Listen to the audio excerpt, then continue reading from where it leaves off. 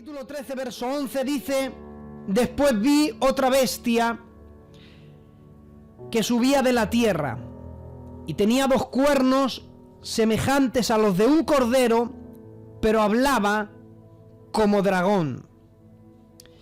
Y ejercer toda autoridad de la primera bestia en presencia de ella, y hace que la tierra y los moradores de ella adoren a la primera bestia, cuya herida mortal fue sanada. También hace grandes señales, de tal manera que aún hace descender fuego del cielo a la tierra delante de los hombres. Y engañar a los moradores de la tierra con las señales que se le ha permitido hacer en presencia de la bestia, mandando a los moradores de la tierra que hagan imagen a la bestia, que tiene la herida de espada y vivió. Vamos a dejarlo hasta ahí porque quiero reservar del verso 15 al verso 18 para la semana que viene, y a final de este mensaje os voy a decir cuál va a ser el título, ¿de acuerdo? Hemos estado hablando acerca de las bestias todas estas semanas anteriores, y las 2 semanas anteriores hablemos de la primera bestia. Es el gobierno del anticristo. Y ahí dimos algunos detalles que no vamos a sacar ahora otra vez a relucir, porque como tenemos todos los estudios en mi canal en YouTube, ahí pueden ir cuando quieran y volverlo a escuchar. Pero vamos a desarrollar hoy este tema. Dice Juan: después de esto vi otra bestia. Si todas las bestias anteriores que hasta aquí hemos visto representaban la forma de gobierno, lo que iba a acontecer en esos gobiernos, obviamente esta bestia no es diferente a las demás bestias. Todas tienen una misma interpretación profética. Obviamente, si capítulo 13, la primera bestia es el gobierno del anticristo, y comparemos ese gobierno con los demás gobiernos históricos que ha habido en la tierra, obviamente otra bestia, aunque es diferente, pero no deja de ser una bestia, y en la Biblia las bestias, por lo menos el tema profético que hemos hablado, simbolizaban gobierno, formas de gobernar.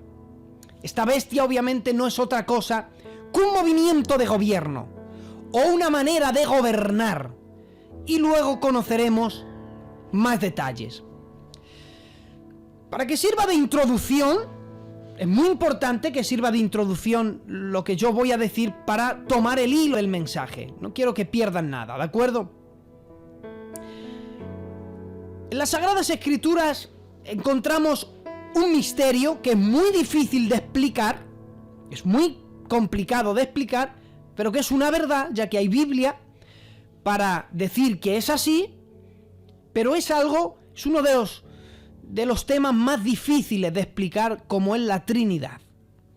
Sabemos que la palabra Trinidad, así tal cual como suena, no aparece en las Sagradas Escrituras, pero aunque no aparece la palabra Trinidad, es una evidencia de que Dios es Padre, Hijo y Espíritu Santo. No podemos decir que el Padre es superior al Hijo, que el Hijo es superior al Espíritu Santo. No podemos hablar de esa manera porque sería incorrecto, pero de una manera grandiosa, de una manera que quizá nuestra mente no llega a entender en su totalidad. Cuando vemos al Padre es Dios, pero cuando vemos al Hijo es Dios, y cuando vemos al Espíritu Santo es Dios. No es que sean 3 dioses, pero para no dejarles así con el tema en el aire, diré que yo lo veo como, por ejemplo, el agua. La composición química del agua es H2O, pero cuando hay diferentes maneras de que el agua se manifiesta. El agua es líquida, su composición química es H2O, pero si se vaporiza en vapor sigue siendo el mismo componente químico, y si se congela sigue siendo el mismo componente. Es decir, 3 manifestaciones de un mismo componente químico. No sé si estoy siendo claro, ¿eh? El Sol, por ejemplo, es materia, calor y fuego, y componen una sola cosa, el Sol. Entonces, a lo largo de las Escrituras hay evidencia de que Dios es un Dios trino. Si hay algo que hace Satanás, y hemos estado dando destellos, es que Satanás es un imitador, siempre quiere imitar a Dios en todo. Entonces, como existe una Trinidad, Padre, Hijo y Espíritu Santo, Satanás también quiere tener su propia Trinidad. Él también quiere tener su propia Trinidad, y su propia Trinidad sería él, es decir, Satanás, capítulo 13, primera bestia, el anticristo, pero también aparecería otro personaje que él levanta, que en la Biblia lo identifica como el falso profeta. Entonces ahí tendríamos la Trinidad diabólica. Satanás quiere imitar y hacer la posición como el Padre. Él levanta un anticristo, que sería la imitación de Cristo, y levantaría el falso profeta, que sería la imitación del Espíritu Santo. ¿Por qué hablamos de imitaciones que quieren imitar? Porque, por ejemplo, el anticristo se presenta como un falso Cristo, y hay cosas que le identifican como que le quiere imitar. En muchas de las cosas él promete paz y seguridad. Cristo fue lo primero que prometió cuando se ascendió al cielo. Bueno, cuando él dijo, yo me voy, pero no os dejaré solos, y empieza a hablarles. El primer regalo que Dios nos ofreció fue: mi paz os dejo y mi paz os doy. Por eso cuando él se levanta en medio de esa coalición de Naciones Unidas, él promete la paz. Siempre le quiso imitar. Y en cuanto al Espíritu Santo, el Espíritu Santo, por ejemplo, él sella a los creyentes con las arras del Espíritu, y él nos sella en el Espíritu. Pues el falso profeta también va a promover el sellar, y esto lo vamos a ver la semana que viene, pero para dar ese matiz de que es un imitador, lo que colocaríamos, este personaje, esta nueva bestia, que es el falso profeta, su manera de gobierno lo colocaríamos que él quiere imitar al Espíritu Santo. Algo muy importante que tienes que saber antes de estudiar este tema, de desarrollarlo, es que el falso profeta no es el Papa. Ya llegado a este punto, clase número 24, no estamos en parvulitos de escatología, esto ya estamos en universidad escatológica. El falso profeta no es el Papa. No es el Papa el falso profeta. Vamos a ver qué es. ¿Qué será? ¿Qué va a promover? ¿Qué va a levantar? ¿Cómo va a gobernar? Pero el falso profeta no es ningún papa. Miren, cuando él presente su plan de gobierno, hablamos del anticristo, que serán 7 años, que coincide con la última semana de la profecía de las 70 semanas, que son los 7 años. Ya saben que para estudiar escatología tomamos esos 7 años y los partimos por la mitad, que son 3 años y medio, y 3 años y medio. Dentro de esos 3 años y medio del gobierno del anticristo hay algo muy curioso, y es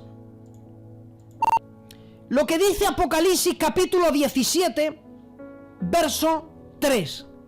Dice: y me llevó el Espíritu al desierto, y vi una mujer sentada sobre una bestia escarlata, llena de nombres de blasfemia, que tenía 7 cabezas y 10 cuernos.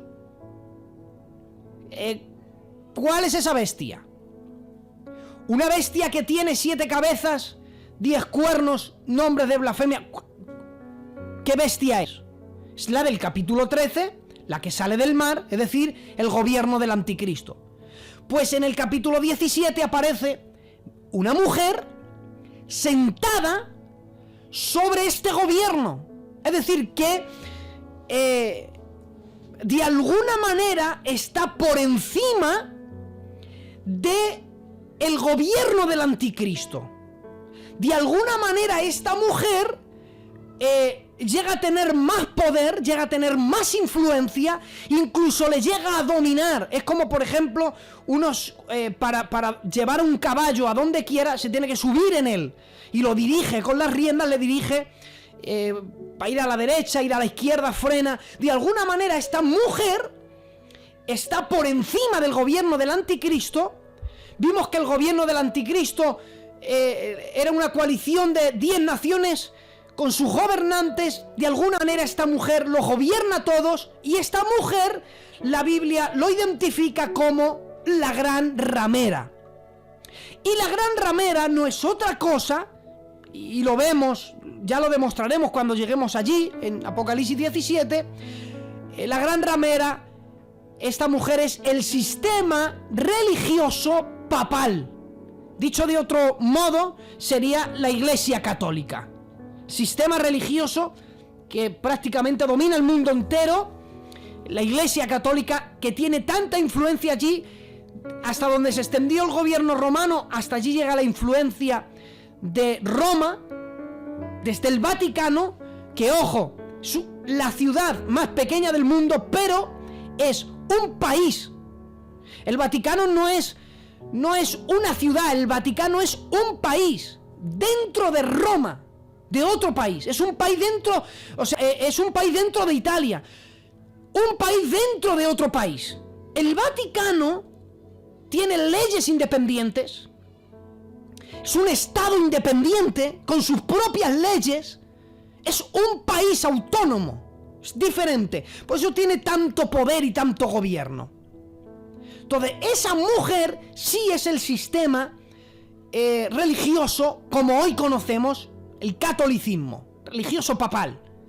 Capítulo 17, verso 16: y los 10 cuernos que vistes en la bestia, estos, dijimos que los cuernos eran gobernantes, estos aborrecerán a la ramera y la dejarán desolada y desnuda, y devorarán sus carnes y la quemarán a fuego. Es decir, llegará un momento en que ya no el anticristo no va a hacer nada, pero los 10 gobernantes se van a levantar contra el sistema religioso papal, llegan a Roma, llegan al Vaticano y lo queman. El gobierno del anticristo prenderá fuego Roma. Y el sistema religioso papal, la Iglesia Católica tal y como la conocemos hoy día, va a desaparecer. ¿Sabes quién la va a hacer desaparecer? El gobierno del anticristo. Y me dirás, ¿por qué hacen eso? Los gobernantes de las naciones, cada gobernante representa, cada nación es representada por un gobernante. Ellos se ponen de acuerdo en destruir a Roma, en quemarla, en acabar con el sistema religioso católico en el mundo, por la razón, capítulo 17, verso 13, estos, es decir, los gobernantes, tienen un mismo propósito y entregarán su poder y autoridad a la bestia.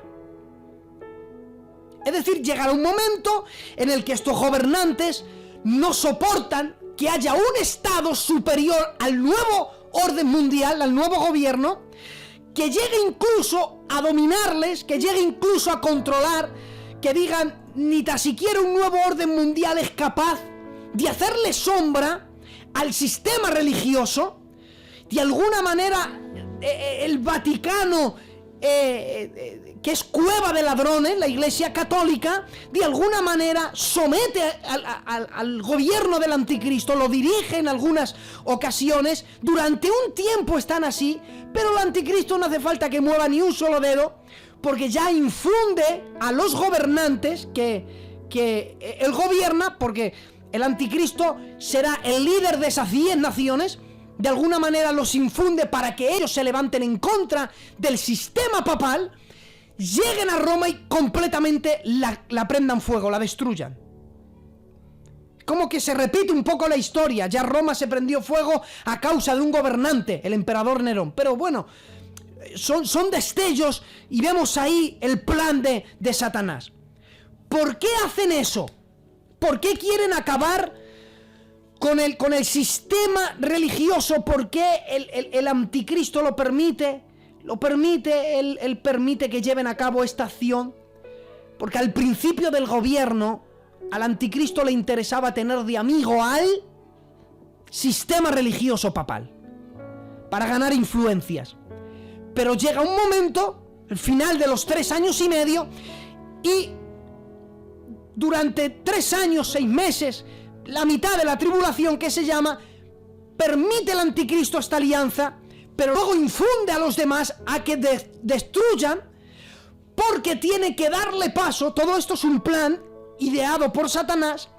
Tienen que dar paso a un nuevo líder, ya no político, pero sí se levantará como un líder religioso, que vamos ahora a ver qué cosas hará. Y este líder religioso, conocido como el falso profeta, ahora sí, ya entramos en materia, va a ser el que levante una nueva religión al mundo, quizá una a todas las religiones en una, ya sea musulmanes, testigos de Jehová, hinduistas, sea de la manera que sea, va a unir a todas las religiones, y creo yo que también una a todas, ya no solamente religiones, sino también todos los movimientos como la masonería, los Illuminatis, el Club Bilderberg, Skull and Bones, Calaveras y Huesos, y todas las sociedades secretas que hay en el mundo, de alguna manera las va a unir a todas, para que todas vean al anticristo como alguien, realmente como un dios, que lo adoren. O sea, de la misma manera que el Espíritu Santo nos ayuda a acercarnos al Hijo, de alguna manera lo que va a hacer el falso profeta va a unificar todas las religiones, va a crear una nueva. Por eso se honrará al Dios de la fortaleza. Es un Dios que nadie se había conocido, nadie había adorado. Él va a levantar, digamos, una nueva religión, y el nuevo Dios que va a presentar de esa religión no va a ser otro que el anticristo. Todo esto es un plan diseñado por Satanás. Entonces, el falso profeta, digo esto para ya dejar claro que el falso profeta no es el Papa.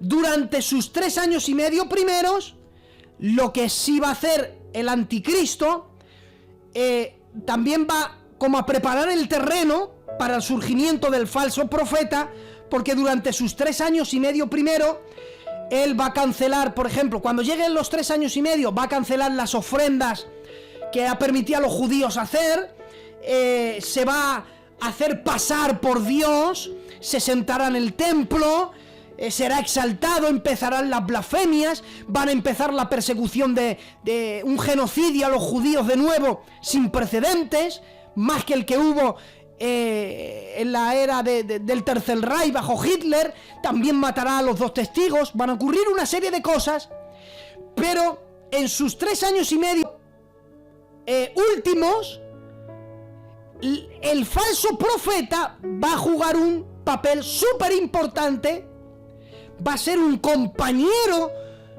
ideal que Satanás proporciona para que el anticristo lleve a cabo todos sus planes.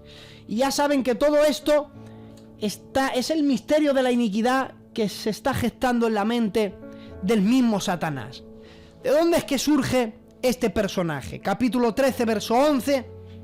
Y vi otra bestia que subía de la tierra. Este nuevo sistema de gobierno sube de la tierra. Capítulo 13, verso 1. Me paré sobre la arena del mar y vi subir del mar una bestia. Ya capítulo 17 diría que el mar son pueblos, muchedumbres, naciones y lenguas. Pero la tierra nos habla de algo terrenal.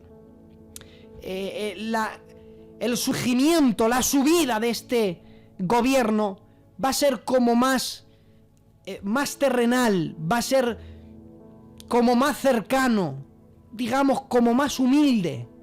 Va a empezar como algo muy pequeñito.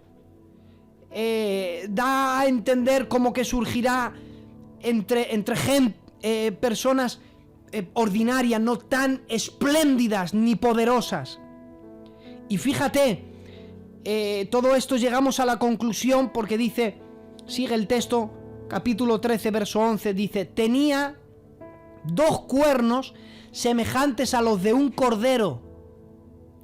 Ahí la palabra cordero, en la Biblia lo interpreta, la idea es un corderito, o sea, un corderito pequeño. Fíjate, como un corderito pequeño, pero, dice el final del versículo, pero habla como dragón. Y repito para que nuestro hermano Miguel lo vuelva a escuchar. Se presenta como un cordero, y ahí la palabra cordero tiene que ver con corderito. Se presenta como un corderito, alguien manso, humilde. Dice, pero habla como dragón. Fijaros cómo va a ser este personaje.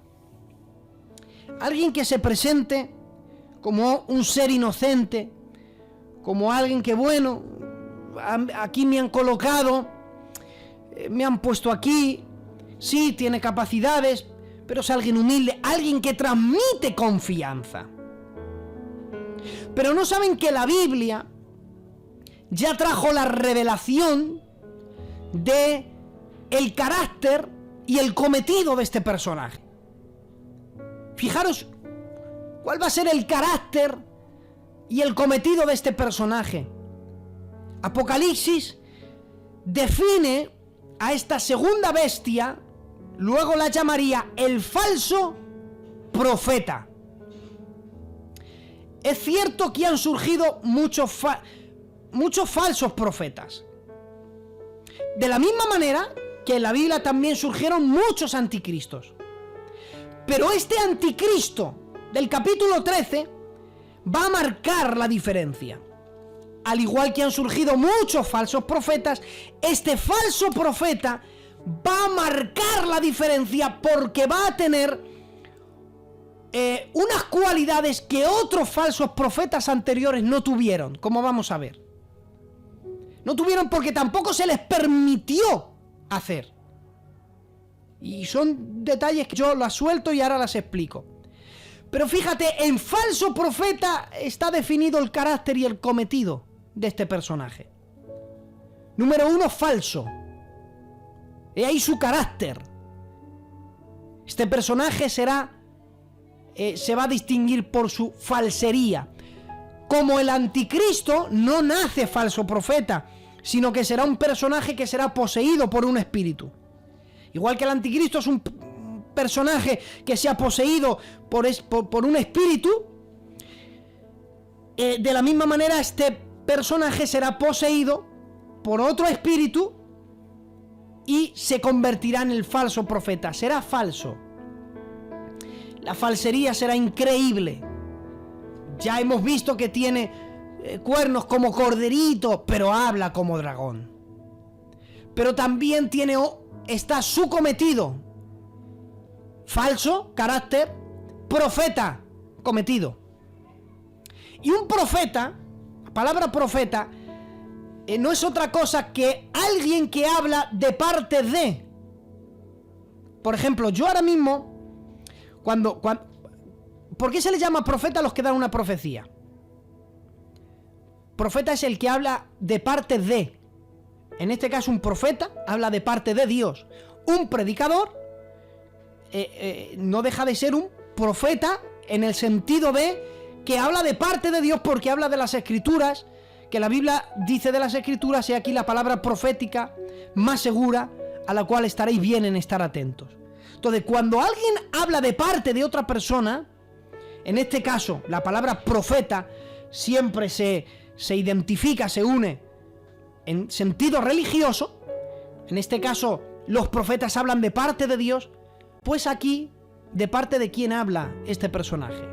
Este personaje habla de parte de Satanás, Es decir, todos los pensamientos, todo lo que Satanás quiere mostrar, decir a la gente, va a tomar como utensilio al falso profeta. Al falso profeta, yo diría que Satanás usará más al falso profeta que al mismo anticristo. Fíjate, porque en tiempos de la gran tribulación juega un papel más importante, a mi juicio, esto es algo ya a plan personal, juega un papel más importante el falso profeta que el anticristo. Bueno, vamos a poner igual, pero analizándolo un poco, creo que es superior, ya que el falso profeta, su trabajo va más allá de la coalición de Naciones Unidas, sino que se extiende más bien ya prácticamente al mundo entero. Porque veremos que hacía que a todos. Entonces, cosas que el anticristo no hace, como por ejemplo, y estos, hablando de los gobernantes, son los que queman Roma. Y hacen todo y deshacen todo y están en contra del Vaticano, y el anticristo ahí en la sombra. Aunque a lo mejor lo ha infundido todo, pero él está ahí detrás en la sombra. Este personaje no. Este personaje saldrá a la cena. En nuestro lenguaje común, cotidiano, diríamos que el anticristo será como un ministro de propaganda del anticristo. Será el personaje que intentará convencer al mundo entero de la grandeza que tiene el anticristo. Animará a todos a que pongan en el anticristo su confianza. Que le vean como la única solución y salvación a todos los problemas que hay en el mundo en ese presente. No es otra cosa, no se presenta sino como un ministro de propaganda, y él no tiene nada que ver con la política. Vuelvo a repetir, tiene que ver con la religión y con un sistema económico. O sea, no solamente le va a ayudar al anticristo en su manera de gobierno, que le miren todos, que le vean como una salvación, como una solución. No solamente será el ministro de publicidad y de propaganda suya a nivel mundial, sino que tendrá muchas más clases de ideas. Cosas que no quiero desvelar, competen la semana que viene. Pero mira el verso 12. Capítulo 13, verso 12. Y ejercer toda autoridad de la primera bestia en presencia de ella. Es decir, que el falso profeta no va a hacer nada aislado para beneficios personales. O sea, todo lo que hace el falso profeta no lo hace para ganar seguidores, para competir con la primera bestia, para ver si él levanta un gobierno superior. No. Todo lo que hace, cuando la Biblia dice en presencia de ella, es todo lo que hace, lo hace por y para ella. O sea, su cometido es servir a la bestia, es servir al anticristo. Porque eso es lo que quiere Satanás que haga este personaje, es que le sirva al anticristo. Por eso yo lo llamo su compañero. Le proporciona una ayuda. Y hace que la tierra y los moradores de ella adoren a la primera bestia. Es decir, que adoren al anticristo. De alguna manera. Bueno, de alguna manera. ¿Qué manera? Es que este mensaje tiene dos partes y no puedo desarrollarlo todo aquí. Pero veremos que le van a adorar, le van a aceptar como un Mesías, como un Dios. Y él va a hacer que toda la tierra y los moradores de ella, es decir, los que queden en aquel entonces, por eso vimos que en las copas de la ira, todavía gente, aun cuando sufrían, y en las trompetas, y en los sellos, la gente sufría y pedía ayuda. ¿A quién? A demonios. No estaban otra cosa que pidiendo ayuda y refugio, porque veían en el anticristo, a causa del falso profeta, veían en él una escapación de todos los sufrimientos que ellos estaban viviendo. Era el falso profeta el que promovía que los juicios de Dios, Dios era malísimo, y mira lo que Dios estaba haciendo, pero que el anticristo estaba ahí para ayudarles. Por eso no dejaban de acercarse al anticristo, de buscar en la hechicería, en la brujería, de seguir robando, de seguir cometiendo pecados impuros, de seguir adorando a demonios, a pesar de todas las muestras visibles que estaban presentes en los juicios de Dios. Incluso vieron a Dios sentado en el trono, pero aún así corrían al reino de las tinieblas. Todo esto era por la propaganda del anticristo. Hay un dato aquí curioso que para los escatólogos nos es muy complicado interpretar, pero yo voy a dar mi teoría personal, y es que, fíjate, dice, y hacía que la tierra y los moradores de ella adoraran a la primera bestia, cuya herida mortal fue sanada. Verán, aquí hay gente que ve este acto, una herida mortal que fue sanada, que esa herida, la Biblia identifica que fue con una espada, por lo menos un arma blanca. Entonces, hay quien comparte, la gran mayoría comparten que ven en este versículo, en estas palabras, una imitación de la resurrección, ¿vale? Como Cristo fue herido y luego Él resucitó, pues ven en este texto como una imitación, ya como Cristo hizo eso, el anticristo va a imitar la resurrección en el sentido de que Él será herido por un arma blanca y luego será sanado. Pero me costaría a mí dar base bíblica para todo eso, me costaría. Sin embargo, yo me inclino a seguir interpretando la Biblia, que se interprete a sí misma. ¿De qué nos habla esta herida mortal? Fíjate, el capítulo 13, esta herida la sufre, según el verso 12, la sufre la bestia, es decir, la sufre el anticristo. Pues bien, capítulo 13 y verso 3 dice, y vi una de sus cabezas como herida de muerte. Una de sus cabezas. Es decir, una de las cabezas de la bestia. Una de las cabezas, uno de los... Y vamos a ver qué eran las cabezas. Capítulo 17, versos 9 y 10, dice, las 7 cabezas son 7 montes y son 7 reyes. Y dijimos que reyes eran gobernantes. Una de sus cabezas, uno de esos gobernantes, uno de esos movimientos de gobierno fue herido. Ahora me dirás, ya, pero el verso 12 dice que fue el anticristo, nos dice que fue la bestia, que fue su sistema de gobierno, no él en sí en persona, sino parte de su sistema de gobierno ha sido dañado y fue sanado en presencia de todo, y todos se maravillaron. Es decir, que habrá un momento en el que algo sucederá al sistema de gobierno del anticristo que va a ser dañado, pero será tan dañado que creerán que va a morir todo ese sistema, que va a ser imposible de que ese sistema que él ha prometido siga adelante, pero sea sanada, es decir, sea solucionada.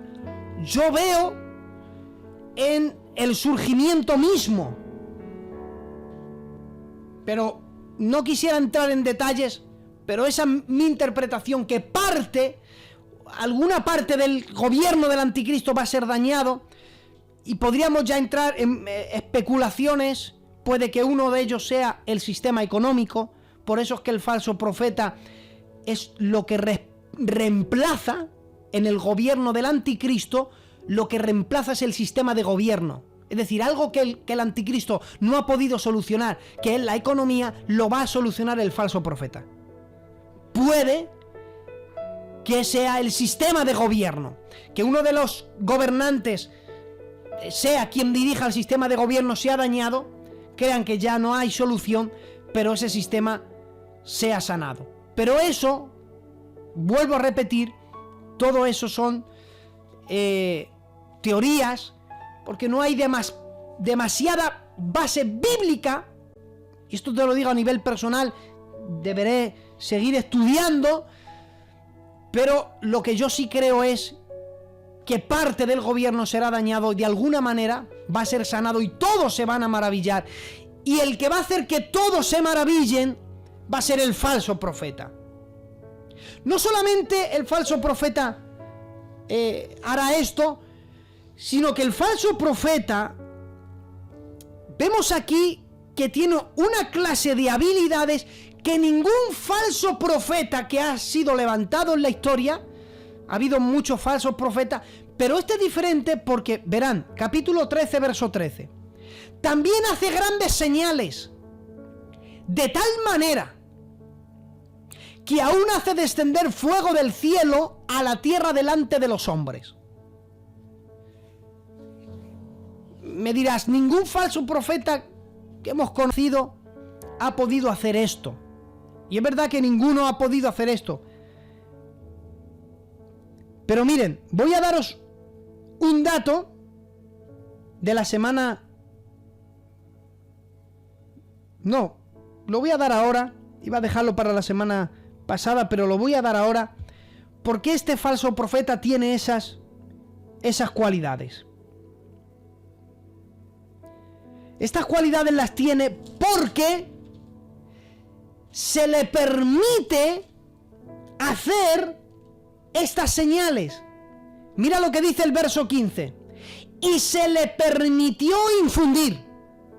Y eso lo vamos a estudiar la semana que viene. Pero esa palabra, y se le permitió, es decir, que hay una serie de habilidades proporcionadas por Satanás que a él sí se le va a permitir hacer, porque es otro tiempo. La iglesia ya ha sido arrebatada. Quizás los falsos profetas de hoy prometen prosperidad, economía, pero es que este tiene una misión en concreta. Y fíjate, aún las señales que se le va a permitir hacer, una de ellas es: hará descender fuego del cielo. Y me dirás, ¿y cómo es posible que este personaje pueda hacer eso?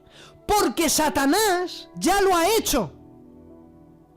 Y este personaje lo que tiene es poder y autoridad de Satanás. Es Satanás quien le ayuda a hacer todo esto. Y Satanás ya ha hecho descender fuego del cielo. Y me dirá, ¿y dónde está la base bíblica para tal afirmación? En Job, capítulo 1, verso 16, aún estaba hablando, dijo uno de los que escapó, cuando vino otro y dijo: fuego de Dios cayó del cielo, quemó las ovejas y a los pastores los consumió, solamente escapé yo para darte la noticia. Y aquí es donde la gente está diciendo: para, corrige, lee bien. Tú me estás diciendo que eso lo ha hecho Satanás, pero el texto dice que fue Dios. Fuego de Dios cayó del cielo. ¿En qué quedamos, Eugenio? ¿Te estás haciendo un lío? No, si no hay lío aquí. Yo os lo explico fácilmente. ¿Quién atacó a Job? Dios le dio permiso. Pero ¿quién consumió las ovejas? Fue Satanás. ¿Quién mató a los bueyes? Satanás. ¿Y a los camellos? Satanás. ¿Quién levantó un viento que golpeó la casa? Satanás. ¿Por qué aquí dice que fue fuego de Dios el que cayó del cielo? Bueno, la Biblia dice que fue, el texto registra, fue fuego de Dios, pero no era fuego de Dios. El texto lo dice así porque quien escapó se creía que era fuego de Dios. ¿Por qué se creía que era fuego de Dios? Porque dice, fuego de Dios cayó del cielo. Claro, él vio que descendió del cielo, descendió de lo alto y dijo, ya está, si viene de arriba es Dios el que ha mandado este fuego. Entonces ha sido Dios quien ha quemado a las ovejas. Sí, pero es que también al venir del cielo, es decir, al venir de los aires, es que resulta que en los aires también habitan demonios, las huestes celestes. Satanás también se mueve por los aires. Entonces, cuando este personaje le dice a Job, ha sido Dios, ¿por qué Satanás no le dijo, para un momento, que no ha sido Dios, que he sido yo? ¿Sabes por qué Satanás en ese momento no le dijo, corrige tu palabra? No ha sido Dios, he sido yo el que ha hecho esta obra de arte. Porque a Satanás le interesaba que Job pensara que había sido Dios el que había quemado sus ovejas. Es decir, que Satanás a veces quiere ser el protagonista, pero otras no.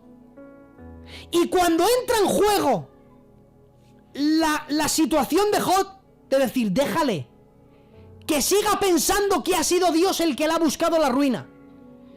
Déjale, no, yo no voy a decir nada. Algunos de sus demonios dirían, Satanás, mira ese, está atribuyendo a Dios lo que tú has hecho. Diría, no, le diría Satanás a sus demonios, no, callaros. Dejar que piense que ha sido Dios el causante de sus ruinas. ¿Sabes que esto es un ataque de Satanás? Hay un ataque de Satanás, y es que a veces Satanás manda esos dardos de fuego del enemigo diciendo, Dios la tiene tomada contigo, ¿qué le pasa a Dios? Concede la petición a fulano y a ti no, mira Dios, que Dios se olvida de ti, la tiene Dios tomada contigo. Y a veces el propósito de Satanás es que creas que Dios es el causante de todas tus ruinas, es el causante de toda tu pobreza, es el causante de todos tus agobios, de todas tus inquietudes. Por eso Satanás no le frenó. Pero quien mandó fuego, quien hizo descender, fue Satanás. Hermanos, todavía no hemos estudiado profundamente, y es algo que yo tampoco voy a estudiar profundamente, porque debería de ir a fuentes que no quiero ir a fuentes para no dañar mi vida espiritual. Pero hermanos, todavía no hemos estudiado a un nivel profundo el poder de Satanás. Todavía no lo hemos estudiado a nivel profundo. Quizás, hermanos, hemos visto en la Biblia, pero, hermanos, desconocemos mucho. Eugenio, yo desconozco mucho acerca de ese poder de Satanás, porque debería ir a fuentes que ya no están en las Sagradas Escrituras, y eso dañaría mi vida espiritual. Pero la brujería existe. La magia blanca, la magia negra, el santerismo, todo eso es real, hermanos. Eugenio, ¿crees en todo eso? Creo en Dios. Y yo creo en el diablo. Y creo en todo esas cosas. Que yo no me doctore ni investigue eso. Claro que no me interesa investigar. No me beneficia en mi vida cristiana. Me beneficia saber de Satanás, que es padre de mentira, que él maquina en contra nuestra, que nos quiere buscar la ruina, que nos quiere robar la paz. Pero no me interesa a mí sus hechizos y sus cosas. No me interesan, porque no las voy a practicar. Pero desconocemos mucho, hermanos, el poder que tiene Satanás. Fíjate, en Job hizo descender fuego del cielo, pero en Marcos capítulo 4 levantó una tormenta cuando Jesús se levanta, y levantándose reprendía el viento y la mar, y dijo, enmudece, dice, y el viento cesó, y hubo gran bonanza. Jesús no estaba reprendiendo a un fenómeno de la naturaleza, no estaba reprendiendo al mar ni al viento, sino a la voz que había levantado una tormenta en el mar. ¿Y sabes quién fue? Cuando lees el texto, Jesús dijo, pasemos al otro lado. En el otro lado era la tierra de Gadara. ¿Quién estaba en Gadara? La legión de demonios. La legión de demonios sintió que Jesús venía ya desde el otro lado. Y la legión de demonios dijo, como pise aquí Jesús, nos destierra. Y eso fue lo que pasó. Jesús pisó la tierra de Gadara y la legión de demonios fue desterrada. Y como no le interesaba a la legión de demonios que llegara al otro lado, levantó un viento en el mar y quería volcar la barca. Jesús reprende y se soluciona todo. Entonces, lo que hizo Bien, voy a volver a repetirlo. Sabía que si tocara Jesús la tierra de Gadara iba a ser desterrado la legión de demonios. Por eso levantó una tormenta en el mar. Y dijo, no podemos permitir que Jesús venga aquí. Por eso, cuando Jesús pisa la tierra de Gadara, sale corriendo la legión de demonios y dice, ¿por qué vienes a atormentarnos? O sea, ya lo sentían su presencia desde el otro lado. Pero Jesús dormía tranquilo. Porque Jesús había dicho, pasemos al otro lado. Jesús no había dicho, vamos a intentar pasar. Jesús dijo, pasemos. Jesús había dicho, de pasar, pasamos al otro lado. Y Jesús dormía, y hay un viento y casi hunde la barca. Y Jesús duerme. ¿Por qué? Porque aunque la barca se hubiera hundido, Jesús convierte la barca en un submarino, pero de llegar al otro lado iban a llegar, porque Jesús no había dicho vamos a intentar pasar. Jesús dijo pasemos al otro lado. Y cuando Dios dice una palabra, no hay fuerza de Satanás ni del enemigo que pueda frenar esa palabra.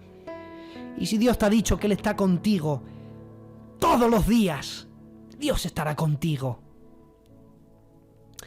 Vemos un poder de Satanás también en Éxodo. Y él llega delante de Faraón. Moisés coge su vara, la tira al frío suelo de palacio de Faraón y dice, y se convirtió en una serpiente. Capítulo 7, verso 11 y 12. Vinieron, entonces llamó también Faraón a sus sabios y hechiceros, e hicieron también lo mismo los hechiceros de los egipcios y con sus encantamientos. De hecho, fíjate que no fue una ilusión, porque podrás decir, sí, pero como fueron encantamientos, fue una ilusión. No, es que la Biblia dice que la serpiente de Moisés se comió a las dos serpientes. Entonces no fue un hechizo. O sea, el poder de Satanás, hermanos. Y se le va a permitir, Dios le va a dar permiso, va a tener rienda suelta. Entonces, como va a tener rienda suelta, Satanás le proporciona una serie de habilidades al falso profeta para que haga, y una de ellas es descender fuego del cielo. Pero todo lo que él hace, termino, su misión principal es convencer al mundo entero de que miren al anticristo como un ser, como un dios. O sea, cuando la gente se maravilla de todo lo que el falso profeta hace y lo haga señales y milagros, y cuando se maravillen y quieran ver en el falso profeta alguien increíble, va a decir, no es por mí, es por él. Y entonces la gente va a mirar al anticristo como un dios. Incluso puede decir que es él, gracias a él es que tiene esas habilidades. Porque el verso 14, y termino, y engañaba a los moradores de la tierra con las señales que se le ha permitido hacer en presencia de la bestia, mandando a los moradores de la tierra que le hagan una imagen a la bestia. Es decir, que fíjate, en toda su propaganda, él dirá, yo todo esto no es por mí, no es por méritos propios, es gracias a él, porque yo me he rendido a él. De hecho, levanten una imagen, adórenle, porque le va a proporcionar unos nuevos poderes. Y hermano, va a prometer tantísimas cosas que poco a poco va a hacer que todas las religiones miren a él como el único salvador que hay en el mundo. Es la propaganda que va a hacer. Quisiera dejarlo hasta aquí para que la semana que viene podamos hablar de la segunda parte. ¿Y cuál va a ser la segunda parte? Bueno, realmente, aunque sea segunda parte, pero más bien será un tema independiente. Vean en el chat, próximo mensaje. Yo les pido que nadie falte, es un mensaje muy importante, van a disfrutar mucho. La inteligencia artificial en los últimos tiempos. No hay manera de entender los versículos que yo voy a leer a menos que no lo entendamos con una mente moderna. La semana que viene vamos a desarrollar del verso 15 al 18 y se le permitió infundir aliento a la imagen de la bestia para que la imagen hablase. Pero mira para qué habla: e hiciese matar a todos los que no la adoren. Una imagen que va a mandar a matar a gente porque no la va a adorar. Verso 16: y hacía que a todos, pequeños y grandes, ricos y pobres, libres y esclavos, se les pusiera una marca en la mano derecha o en la frente, y que ninguno pudiese comprar ni vender sino el que tuviese la marca o el nombre de la bestia o el número de su nombre. Aquí hay sabiduría. Quien tiene entendimiento, calcula el número de la bestia, pues es número de hombre, y su número es el 666. La semana que viene vamos a hablar acerca de la inteligencia artificial en los últimos tiempos. Vamos a hablar del 666 y vamos a romper con un bulo que hay, hermanos, y es que si la vacuna es el sello. Y yo no sé, hermano, mira, es más difícil, de verdad, es más difícil pensar en eso que escribir un libro. Lo veo más fácil escribir un libro, hermanos. Ya hay que tener imaginación para que los que leen la Biblia o los cristianos digan que si es, ya que lo pongan en duda. ¿Es la vacuna el sello? Pero por amor de Jesús. Número 1, la iglesia ya no está. Número 2, el sello o el nombre o el número se pone en la mano derecha y en la frente. A mí me han vacunado y no me han vacunado ni en la mano derecha ni en la frente. Por amor de Jesús. Necesitamos traer luz a la gente que esté... mira, dice... Es que no sé, me pone adoradora. Dice, a mí en el brazo izquierdo. Claro. Entonces, hermanos, hay mucha ignorancia. Les espero la semana que viene. Oren por mí, que tengo que preparar un mensaje. Ya me ha costado el próximo me va a costar horrores. Dedicaremos tiempo, no, porque es lo que nos hace felices. Dios os bendiga muchísimo y un abrazo, iglesia. Adelante, pastor.